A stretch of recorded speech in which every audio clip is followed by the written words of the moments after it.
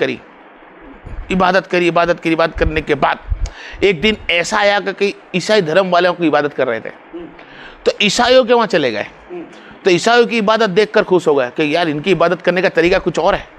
तो फिर उन्होंने ईसाई धर्म में इंटरेस्ट लिया, तो ईसाई धर्म के अंदर जाके इबादत करी, इबादत करी, इबादत करी, इबादत करी। काफ़ी दिन निकल गए। जब इबादत करते करते उनका फादरी जब दुनिया से गया तो बोले भाई अब तो तुम दुनिया जा रहे हो, अब मैं आगे क्या करूँ? तो फरमाया एक काम करो, आप इसके ईरान चले जाओ। मैं मुख्तसर बोलूँगा, अभी वक्त इतना नहीं है कि अब वो बयान चले 2-2 कलाक चले। अब तो बंदा यही चाहता है कि 5-10 मिनट रफा दफा कैसे हो। जब वो ईरान चले गए तो ईरान के पास एक फादरी के पास गए, ईसाई के पास, तो वहाँ उन्होंने अपनी इबादत करी। कई टाइम तक उन्होंने बरसों निकाल दिया इबादत करते करते करते करते करते। अब वो फादरी का भी वक्त आ गया दुनिया से गुजरने का। तो फादरी ने फरमाया कि भाई अब मैं भी जा रहा हूँ दुनिया से। तो आप खड़े हो गए, आपने फरमाया भाई आप भी जा रहे हो? हाँ। तो मैं अब आगे कैसे बढ़ूंगा? मुझको तो अल्लाह की मोहब्बत चाहिए, मुझको तो हक दीन की तलाश है कि किसने जो आसमान को बनाया, किसने है जो सूरज को बनाया, किसने है जो चांद को बनाया, और कौन है जो जिंदा भी करता और मारता भी है। वो कैसा दिखता होगा, वो कैसा होगा, उसके बोल कैसे होंगे, उसकी इबादत कैसे करूं? मुझको तो हक पे दीन की जरूरत है, उस रब की इबादत करने की जरूरत है। सहाबी मरते हुए फरमाने लगा, देख भाई अब तो मेरे को कोई दुनिया में ऐसा दिखता नहीं है कि उसके पास मैं तुझे भेजूं, लेकिन तेरा मोहब्बत देखकर अल्लाह से और सच्चे दीन की तलाश में है, तू सच्चे इंसान की तलाश में है, तो मैंने इतना इल्म तो हासिल करा है कि शायद वो दौर अब आ चुका, वो दौर आ चुका है।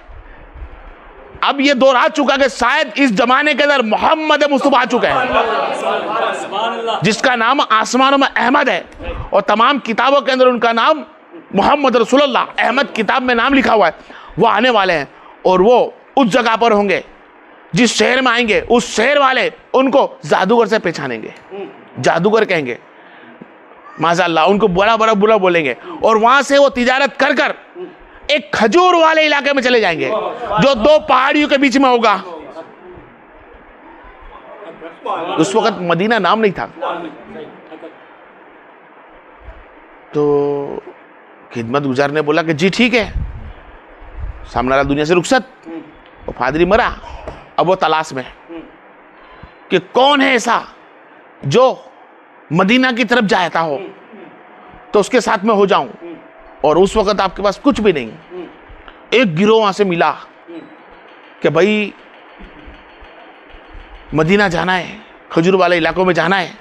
तो गिरोह दिखा, तो गिरोह के पास गए, भाई कहाँ जा रहे हो? बोले हम तो मदीना जा रहे हैं, जो खजूर वाला गिरा। बोला हाँ मेरे भी में पहुंचने का है। तो बोले मुझे भी साथ ले लो। क्या बोला? मुझे भी साथ ले लो। तो बोले जी कोई बात नहीं, साथ ले ले, लेकिन हमारे रास्ते में खाना पीना, ये घोड़ा वगैरह सब खर्चा लगता है, पानी का, आपके पास देने के लिए क्या है? तो बंदे ने फरमाया मेरे पास तो ऐसा कुछ है ही नहीं, मेरे पास ऐसा कुछ नहीं है, ना मेरे पास पैसा है, ना मेरे पास खाने का है, ना गाड़ी है, ना घोड़ा है, कुछ भी नहीं है। लेकिन मैं चाहता हूं आपके साथ रख लो मेरे को, मैं आपकी मजदूरी करूंगा, आपकी मजदूरी करूंगा। आपके घोड़े जिस वक्त भूखे होंगे उनको पानी पिलाऊंगा, उनको खाना खिलाऊंगा, आप खाना खाओगे, आपके बर्तन में साफ करूंगा, और मैं आपको खाने की हाजत नहीं मांगूंगा, मैं आपसे खाना नहीं मांगूंगा, आपसे पानी नहीं मांगूंगा, आप देंगे तो लूंगा वरना मैं मांगूंगा नहीं। आप मुझको सिर्फ मदीना शहर ले चले। उन्होंने सुना बात तो सही है, तो उसको ले गए उनके राजा के पास। बोले भाई ये राजा जी ये बंदा ऐसा बोलता है। राजा बोला ठीक है ले लो। मुखिया था उनका गिरोह का, वो गिरोह का मुखिया लेके गया, रास्ते में दाना बदल गई, तो उस बंदे को 10 मरतबा रास्ते में बेचा। कितनी मरतबा? 10 मरतबा बिकता है।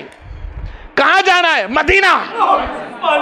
कहां जाना है? खजूर वाले इलाके में। किससे मिलना चाहता है? हक वाले दीन मोहम्मद मुस्तफा से। आप समझ में रहे? ना भूख ना प्यास, बिकता है कभी कोई मंजूसी खरीद लेता है, कभी कोई ईसाई खरीद लेता है, वो खरीदते जाते हैं, वो मजूरी करते जाते हैं, वो खरीदते जाते हैं, वो मजूरी करते जाते हैं। कोई तमाचे मारता है, आप मार खाते जाते हैं। किसके लिए खाते हैं? मदीना जाना है। कहां जाना है? खजूर वाले इलाके में जाना है। किसके पास जाना है? हक वाला दिन फैलाने वाले मोहम्मद पास जाना है। हर जगह पे बंदा 10 मरतबा बिका, हदीस के अल्फाज में है 10 मरतबा बिकते बिकते बिकते आखिरकार एक यहूदी के पास गिरवी थे, अब मजूरी करते हुए आ गए शहर मदीना के अंदर। शहर मदीना में आए, शहर मदीना के अंदर रुके, आप तलाश में रहे, कहता आ तो गया मैं मदीना, लेकिन मंजूसी ने मुझे धंधे के लिए रोजी में रखा है, खजूर तोड़ के देता हूं, ऊपर चढ़ता हूं, इसकी मजूरी देना पड़ेगी, जो वक्त मिलेगा, कुछ समय मिलता है तो मैं ढूंढने निकल जाता हूं। अब वो जात ऐसी थी जिसको अरबी नहीं आती। क्या नहीं आती? अरबी में चले गए, मदीना की भाषा नहीं आती है। आप कौन है? ईरान के रहने वाले, इराक के रहने वाले फारसी थे। आप फारसी है, फारसी भाषा जानते थे, और फारसी भाषा के अलावा कोई भाषा नहीं आती थी। किसको पूछे फारसी में? कौन बताएगा? आज की पोजीशन में अगर हम हिंदी बोलते ना, उर्दू भी, तो लोग नहीं जानते। मक्का मदीना जाले को पूछे, अरबी को पढ़ लेनी पड़ेगी। हम हिंदी बोले, जब तक इंग्लिश ना बोले या अरबी ना बोले। उस वक्त फारस में जानने वाले थे, फारसी में। आप किसको बोले कि भाई मदीना वाला बता कौन है, कौन है कौन नहीं बताता। किसी दिन हुआ कि भाई सदा आ रही है कि कोई मोहम्मद मुस्तफ़ा सल्लल्लाहु अलैहि वसल्लम आने वाले हैं और वो आ चुके हैं, और जो उनसे मिलता है उनका दीन बदल देता है, उनसे मिलना नहीं चाहिए। मंजूसी यहूदी बात कर रहे थे, आप सुन रहे थे, सब मेरे नबी को तानाकसी कर रहे थे और आप मुस्कुरा रहे थे। सब नबी को तानाकसी करते हैं और फारसी, सलमान फारसी मुस्कुराते हैं। सलमान फारसी मुस्कुराकर फरमाते हैं कि यार आज तो मैंने नाम भी सुना, उन लोगों से सुना जो मेरे नबी से गुब्ज रखते हैं। तुम्हारा गुब्ज वाला नाम था, लेकिन मेरे कान में आके सेठ की तरह मीठा हो गया। वो सलमान फारसी झाड़ पर चढ़ते हैं, झाड़ से मंजूरी झाप सूप करके खजूर दी जाती है, जैसे तैसे करके सरकार की बारगाह में रास्ता मिलता है।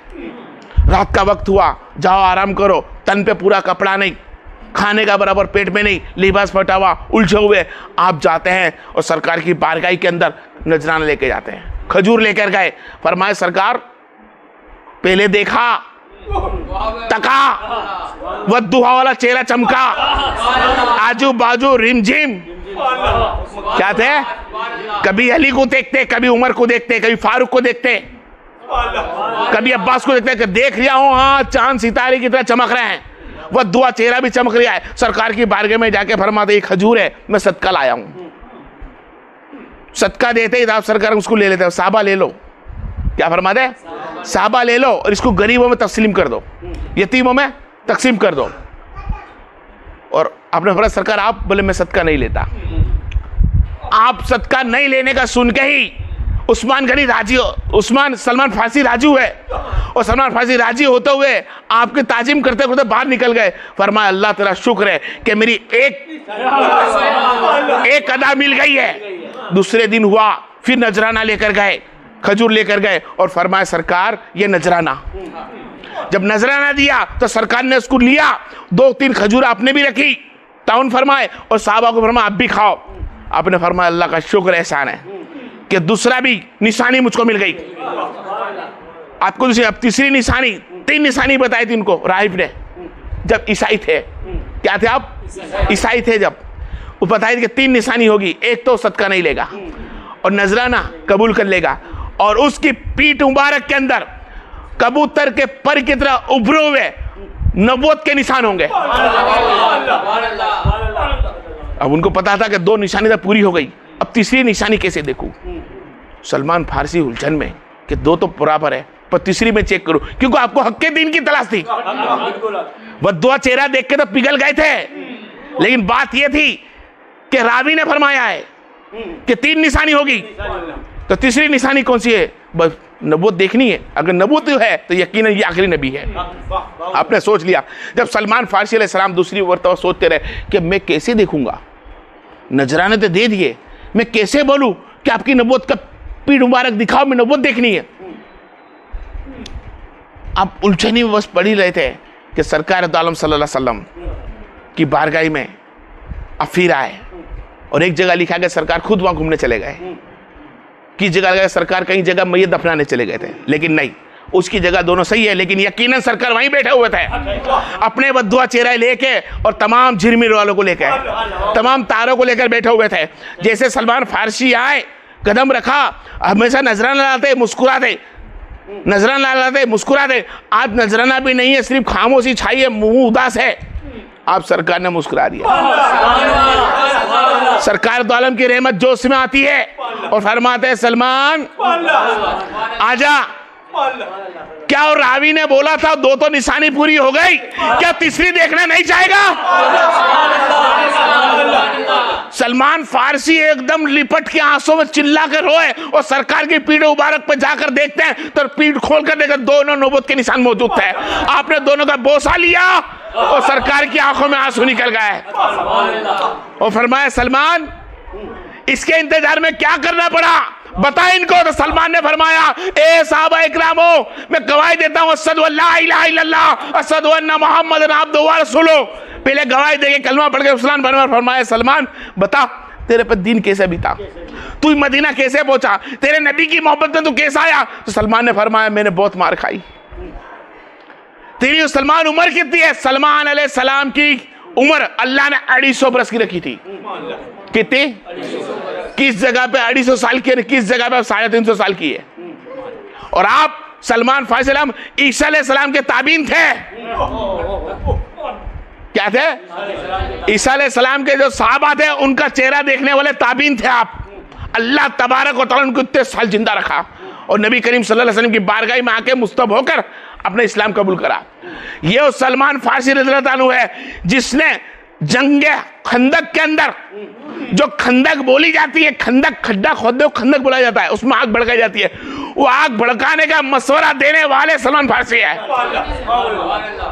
और जो सलमान फारसी ने जब वहां काम करते थे, खड्डा खोदते थे खंदक के लिए, तो खड्डा खोदे साहबा ने देखा कि सलमान फारसी कितने काम करता है। सलमान फारसी ने इस बहुत अच्छी अदा बताई है कि आग इसमें भर दी जाए और सलमान फारसी कितने काम करता है। सरकार ने उसको देखा और फरमाया हाँ सलमान फारसी तुम्हारा दोस्त, तुम्हारा भाई अंसारी भी उनसे खुश। तमाम अंसारी बोलते साहबा, क्या साहबा तमाम अंसारी बोलते हम सलमान से खुश है। तमाम मुजाहिर जो मक्का से आए थे वो कहते हम सब खुश है। तो फरमाया तुम भी खुश अंसारी, मक्के वाले भी खुश। मैं बताता हूं कि आज से मैं भी राजी, इसलिए कि सलमान मेरी अहले बैत है। इस पॉइंट को याद रखना। मैं क्या बोल रहा हूं आपको, सलमान रज़ी अल्लाह तआला अन्हु अल्लाह के रसूल ने फरमाया मेरी अहले बैत है। नबी जिसे चाहे उसे अपनी औलाद बना ले, नबी जिसे चाहे उसे औलाद से निकालता है। और सलमान वो हस्ती रज़ी अल्लाह तआला अन्हु है जिसकी मुस्तब जन्नत है। क्या है? जिस तरह जन्नत के अंदर नबी जाएंगे जब तक जन्नत नहीं खुलेगी, इसी तरह जब तक सलमान नहीं जाएगा जन्नत खिलेगी नहीं। वो सलमान फारसी रज़ियल्लाहु अन्हु जिस पे तमाम सहाबा भी फख्र करते हैं और इल्म और उलमा के सबसे बड़े, अपनी भाषा में जाओ तो कारी मुफ्ती से भी आगे, और वो हस्ती सलमान फारसी रज़ियल्लाहु अन्हु कि क्या बताऊं मैं यार, कि एक दिन ऐसा है सलमान फारसी अलैहिस्सलाम के ऊपर कि आपकी तबीयत खराब नाजुक हो गई, एकदम नाजुक तबीयत हो गई। लोगों ने सोचा लगता है दुनिया से रुखसत हो जाएंगे, अब कूट कूट के रो रहे थे। दूसरे साहबा इकराम क्या हो सलमान फारसी क्यों रो रहे हो? बोले मेरे पास दौलत बहुत सारी है। क्या फरमाया? मेरे पास दौलत है, मैं इस दौलत का क्या करूं, इस दौलत का जवाब कौन देगा? बोले कहां है दौलत? बोले मेरे घर में जाके देख कर आओ। दूसरे साहबा इकराम घर में जाकर देखते हैं, घर में जाकर देखते हैं कि दौलत बहुत सारी है। सलमान फारसी के पास आके फिर मुस्कुराते हैं, या सलमान फारसी आप कहते हो आपके घर में दौलत है, हमें तो कुछ दिखाई नहीं दिया, हमें तो कुछ दिखाई नहीं दिया। तो फरमाया क्या तुम्हें नहीं दिखता कि मुझे एक तकिए की जरूरत थी, मेरे पास दो है। मुझे खाने के बर्तन के पानी पीने के एक कटोरे की जरूरत थी, मेरे पास दो कटोरे हैं। ये दौलत है, ये सलमान फारसी है। क्यों रखते हो दुनिया की दौलत, क्यों रखते हो कटोरे दो भी? इसलिए कि वो जानते हैं कि मैंने मोहम्मद को पाने के लिए देखने खाली मदीना के अंदर आने खातिर कई मारे खाई है। अब समझिए मेरी बात को, मैं क्या बोलना चाहता हूं। वो सलमान फारसी के पास कुछ नहीं था, 2 कटोरे थे, तो उसमें बोला 1 कटोरा ज्यादा है, मैं इसका जवाब कैसे दूंगा?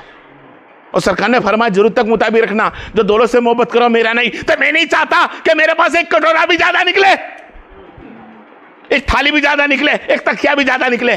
टूटी हुई चटाई थी, टूटी को टूटी नहीं बोली, फरमाया कि चटाई बहुत बेहतर है, लेकिन 2 तकिए 1 तकिए मुझे जरूरत नहीं है, 1 तकिया किसे दे दो।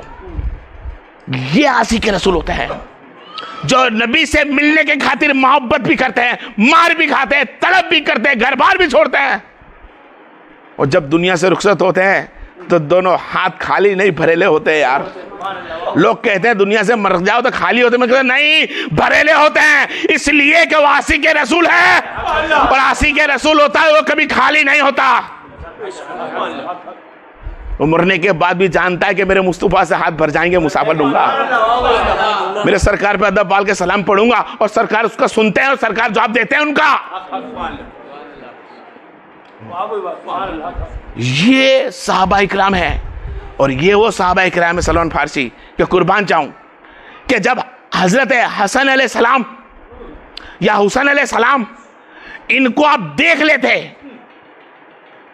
तो जिस तरह तुम नमाजों के अंदर कयाम करते हो ना, खड़े रहते हो ना, सजदे की तरफ देखते हो, इसी तरह आप ताजीम में खड़े हो जाते। क्या करते हैं? ताजीम में खड़े हो जाते हैं सलमान फारसी। क्यों? भले मैं जानता हूं इनकी ताजीम इसके लिए इसलिए करता हूं, इसके लिए इनकी ताजीम करता हूं कि हसन हुसैन अहल बैत की ताजीम इसके लिए करता हूं कि इसकी ताजीम करने से मेरा मुस्तफा राजी होता है। जिस चीज से नबी राजी होता हो, साहबा उस काम को अंजाम देते हैं जिससे नबी राजी होता हो, और वो जानते थे कि यार नबी राजी हो गए, रब राजी हो जाएगा, नबी को राजी करना है। बहरहाल सलमान फारसी का दुनिया का रुखसती वक्त आया, आपके पास वो 2 कटोरी भी खलास हो चुके थे, टूटी हुई चटाई पे बैठे हुए थे। हसन अलैहि सलाम रद्दियल्लाहु अन्हु ने आपको एक कफन मुबारक और आपको गुस्ल अता फरमाया कि आपको हाथ भी लगे तो शकल मुस्तफा से,